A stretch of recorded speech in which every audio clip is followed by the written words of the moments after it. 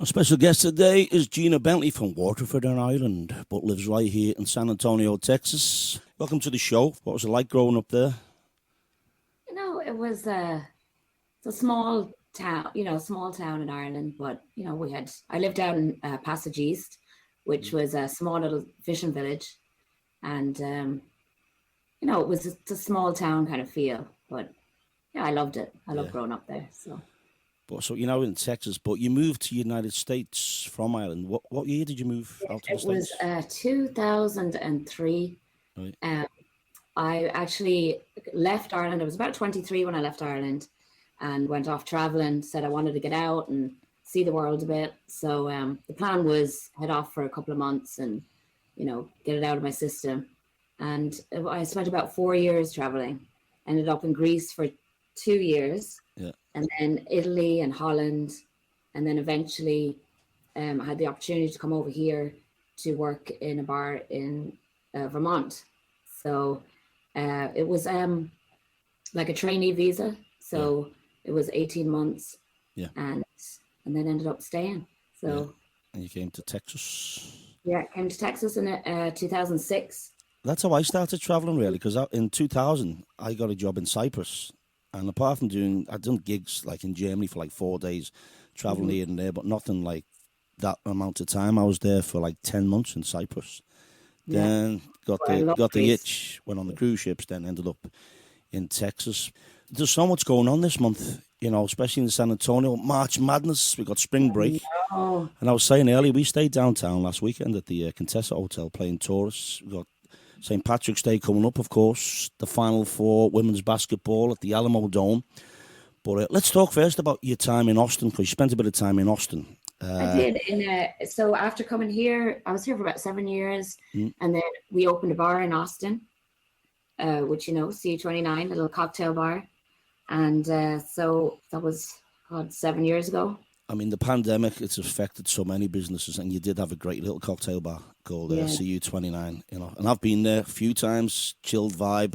Also done a gig there when you first opened, and I was supposed to play there last year. The South by Southwest event was cancelled, but that was a great little bar. Where did you get the name for that, the CU29? So we kind of went with, because we were kind of going away from the Irish bar concept. We were the cocktail bars were kind of taking over the scene at the time. Okay. So we decided to go with the elemental name for copper. So CU was the elemental name, and then 29 the atomic number. So it was really about, because we were doing a lot of fancy cocktails and messing around with ingredients, and it was really a lot of fun. I mean, we really played around with ideas and stuff. I remember being there one time, and I was like looking at the staff behind the bar making the drinks, and I remember someone cracking an egg in a glass. And I'm like, what's all that about? Oh yeah, it's like bits of bacon. And all these fancy cocktails. Do you miss Austin? I do a bit, to be honest. I mean, it's only an hour away from here. So, I mean, being back here now, we had to, obviously, before South by, 3 days before South by, we went on lockdown. So, I know. It was a little devastating, because we had so many plans for South by Southwest, and we were booked out for the week, and we were obviously an official music venue as well. Yep. So all that had to get cancelled. I was gutted myself. I was so looking forward to playing that, especially being the official South by Southwest. And I remember talking to a couple. I was down at Maddie McMurphy's. I was playing there last year around this time, and there was a couple in he was from Glasgow and his wife was from Liverpool. Got chatting. He's a concert organizer, a concert promoter. They'd flown over for South by Southwest, and it was cancelled while they were here, and they were just gutted. They spent all that money to come over, and I mean, people come from all over the world. Oh yeah. So they had their flights booked and everything. So. It's a huge thing, isn't it? This Wednesday we've got St. Patrick's Day, folks. Or St. Paddy's Day, as we like to call it. Not Patty's Day, as a lot of people over here call it. Patty is not short for Patrick. A lot of people say, oh, Patty's Day. It's Paddy's Day. And I should know, my grandfather's name was Patrick. And we used to call my granddad Paddy. But we're going to be working, you and me at Waxy O Connors, all day. It's going to be a long day for all of us. But it's great to be back, isn't it? I mean, last year we missed out on it altogether. Especially after last year. Really the day everything closed down. So I know we're certainly going to make up for last year, but What do you think we can expect now the bar and restaurant capacity has been increased in Texas to 100%? How do you think it's Well, going to be? so that happened on Wednesday. So Yep. I think we kind of got a taste of it the last few days, and I think there's a buzz going around. Like people are out, people want to be out. So I think it's really about hopefully people will respect each other. As far as I don't know Yeah. if you can have a St. Patrick's Day responsibly, but I I know, think people, because it's you know, the days gone by, Waxy's, the years gone by, and it's been manic since 11 o'clock in the morning. And as you know, I'm going to be playing there all day from just after we open till 8 o'clock.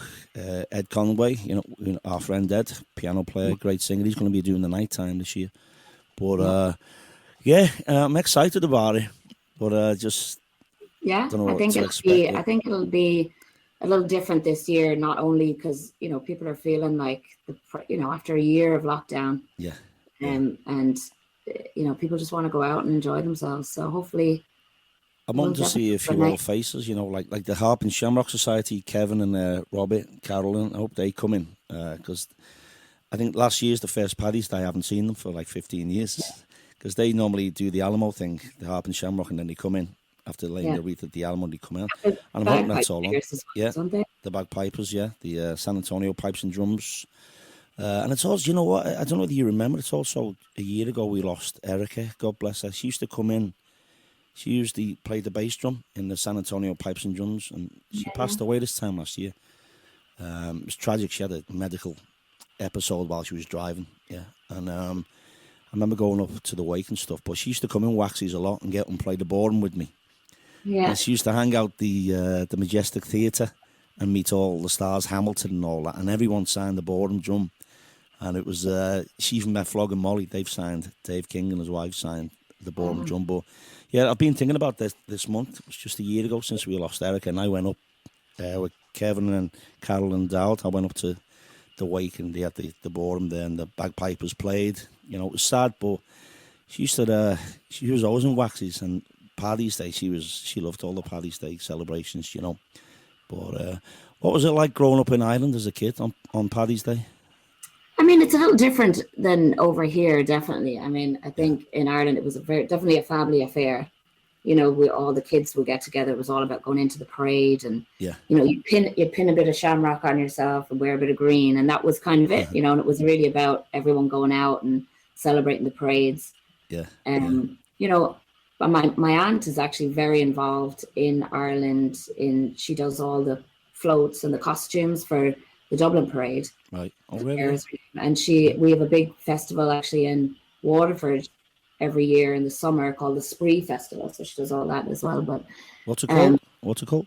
The Spree Festival. Spree so Festival. It's a 3-day festival in August in Waterford. Huge, street entertainers, storytellers, music. They have a couple of stages, and so it's very big. They actually had to cancel the last 2 years as well, but because they're still in lockdown over there, aren't they? So I don't know what it's going to be like this year. Still in lockdown. I was talking to him just the other day. Yeah, still in lockdown for a little while. So we'll see. But over here, I think, everyone just goes all out. The faces are painted up. It's definitely bigger over here, yeah. I remember celebrating as a kid back home because even though from Liverpool, my granddad was born on St. Patrick's Day. My granddad, Paddy, my mum's dad. And since we were kids, we'd all get together for his birthday. And I learned so many Irish songs.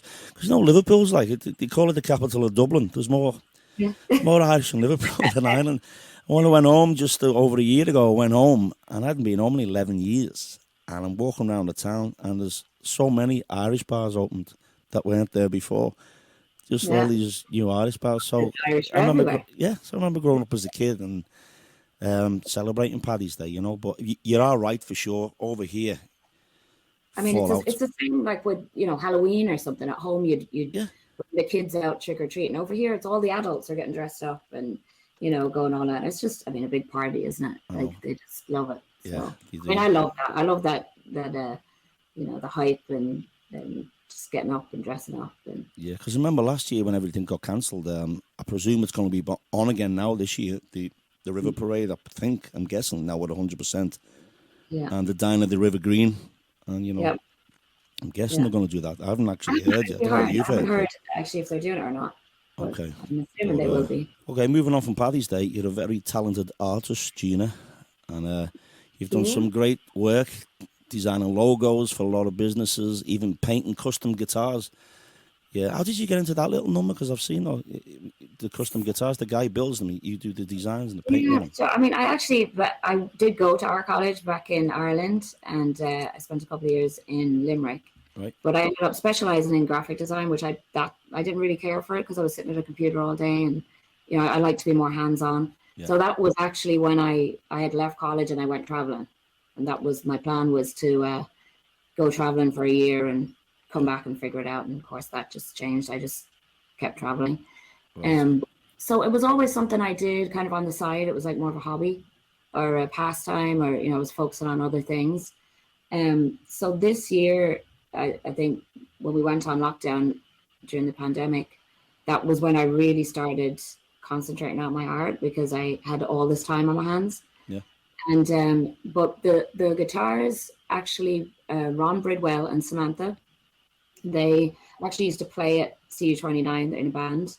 Okay. And he used to work at the guitar store, and he was building guitars at home. So he approached me and said, how about, I'm starting to learn to build these guitars. How about we customize them for customers? And so we kind of got together and basically decided he was starting his business. And I said, well, you let me know if someone wants to customize a guitar. And so far I've done about 3 of them, and they've taken up really well. The only thing was we were actually going to launch in CU29. Yeah. Right. Obviously, then again, with the pandemic, all of that got set back. So he still hasn't quite gotten out there with it yet. But hopefully, things pick up this year, he can get back on it again. So it's the people who were actually buying the guitars, it was them who said, we want this logo on the guitar. Yeah. Is that how it went? Yes, I can basically say to him, I'd like a guitar, and this is what I would like on it. And his wife is also very artistic as well, so she was going to do some as well. And hopefully this year now he can start it back up again. But yeah. Tell us about your new venture, the new coral drink, the Vodka Seltzer. It's better than Alka Seltzer. Better than Alka Seltzer. Yeah, it's better than Alka Seltzer. Yeah. So they're Texas based. Okay, so I was going to ask you that. It is a Texas company, yeah. Yeah, Texas company.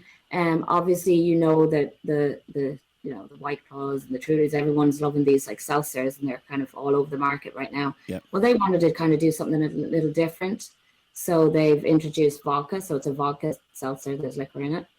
Yeah. And they are based in Texas. They have the warehouse in San Antonio, and they came out with a couple of flavors. There's a cucumber watermelon, a Chilton, which is a lemon sea salt, and then a black tea, sweet black tea. So they were working with their packaging guys and their graphic guys, and they were trying to come up with their labeling. And they just, they said it wasn't quite working for them, and they wanted something unique on the cans, something artistic. So Mike Biviano is a good friend of mine. He's one of the guys involved. He reached out to me, and he asked me how, if I would come up with some designs for the cans. So we had a little conference call, and they pretty much told me their vision for the cans. And I came up with a couple of sketches, and they loved them. So we're still refining them right now. Actually, that we came out with they came out about 2 weeks ago, a little less than 2 weeks ago, and great response. But we're still refining, the can design. So the next round might be a little different, but. So you got there's a different design for each flavour, and there's 3 flavours, right?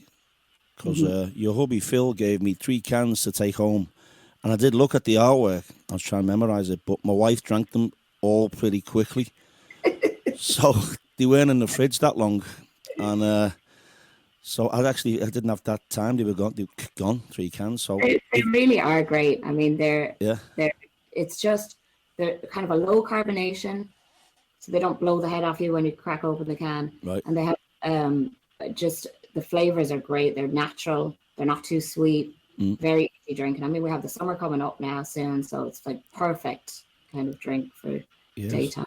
Talk us through the 3 flavors again, and the actual the artwork for each flavor, because there's. So what they wanted to do with their name is Coral Spirits and Company, And so they are kind of committed to donating a portion of their proceeds go to coastal cleanup and marine conservation.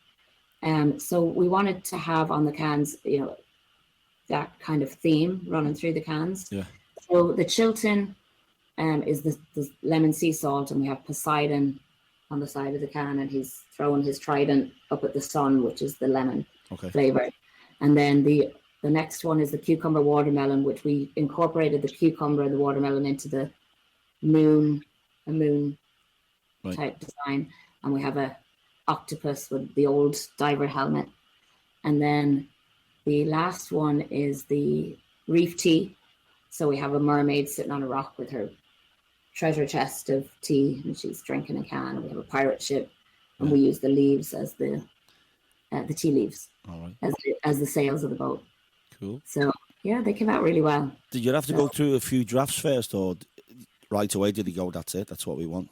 Funnily enough, this is what we were kind of talking about. We were on a conference call, and I was just jotting down notes as they were talking to me, telling me their vision for each can. Yep. So when I did up the 3 designs in my head, I thought, well, I'll send these over, and they'll probably come back to me and say, no, change this, change that. But they literally, we had it down in the first run, so they were really happy with the design. So they are the actual original sketches. All right, so first we just refined them a little bit, but yeah, they were the original designs. That's cool. So I know, so it's called Coral, and I know we have it at Waxy O Connors, but where else can you buy the product?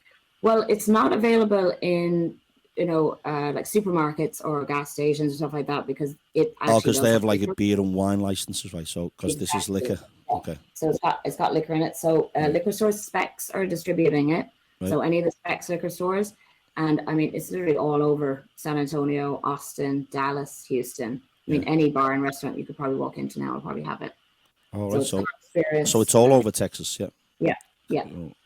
So the major cities have it right now, and then they're just basically going to go statewide, and then after that, we'll see, maybe nationwide. So it's exciting. There's a lot of bars doing it as well. I know we've got it at Waxy's. Yeah, a lot of bars in San Antonio. You heard it here first, folks. Try it, the Coral. We've tried it. It's a Vodka Seltzer. Forget your Alka Seltzer. It's a Texas company, designed by Gina Bentley. A lot of the proceeds, you say, go to the coral reef too, right? Yeah, yeah. And they actually have a couple more flavors in the works right now. So 3 more I think they're working on right now, so which will probably stagger out over the next couple of months. All right. Yeah. So yeah, keep an eye out. And that's great for the environment as well, because I love all that stuff. Funny enough, last year we got like a couple of envelopes in the post, and I'm like, where's this come from? To Ava, to my daughter, and there's these beautiful bracelets and necklaces and stuff helping the environment. We were like, where did this come from?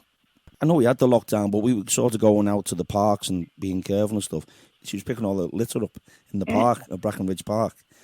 And Ed and Michelle actually won keeping the parks clean, and they were on the website, and they got voted the best for keeping the park clean. And Ava, Michelle were on the picture. So we just presumed this has come from the these bracelets because we kept the park clean. Found out later it was our old friend Gabe. Oh, he's into that, and he's into this the environment thing that he's involved in, and this company doing exactly what your drink's doing. This company got involved in does that, and he bought them for Ava on their site, so the proceeds are going, and that's where we've just found out recently where they come from. Great. It was good old Uncle Gabe sent them to her, so it was nothing to do with the park. Gina, been an absolute pleasure. Thank you for joining us. Looking forward to Paddy's Day. It's going to be a long day for all of us, but so glad we're all back, and Waxy's is going to be great. Gina, thank you so much for joining us. Joe. I'll see you on Paddy's Day. Paddy's Day. Absolutely. Sláinte.